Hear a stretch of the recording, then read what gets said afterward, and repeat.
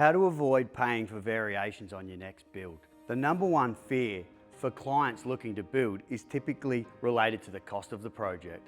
Clients often worry that the final cost of the project will exceed their budget or their unexpected expenses that will arise during the construction process. This fear is understandable, as construction projects can be complex and there are often unforeseen circumstances that can impact the budget. However, these risks can be reduced or even eliminated simply by working with a reputable building company that provides a detailed, accurate quote covering the project's plans, specifications, and inclusions rather than a free estimate containing allowances.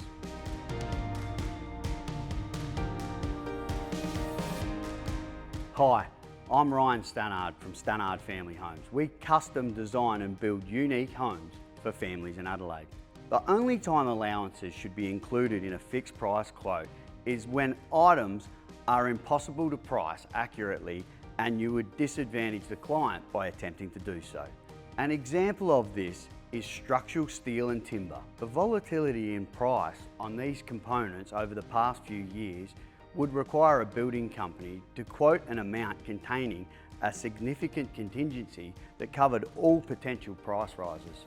While some consumers may prefer to limit their exposure by agreeing to a higher contract price, it's generally far better for the client to sign a contract with an allowance in place for those items which they will only ever pay the real cost for. Contract variations arise when other non-volatile components are inserted into a building contract as prime cost items, which applies to materials or provisional sums which cover labour or a combination of labour and materials. This is where consumers get caught out with the average building company. This is because the average building company does not produce a fixed price quote before going to contract. They work off estimates filled with allowances, which in most cases are unrealistic. The problem is, as consumers, once you have signed a legally binding building contract, you are obligated to pay these amounts, whether they are in your budget or not.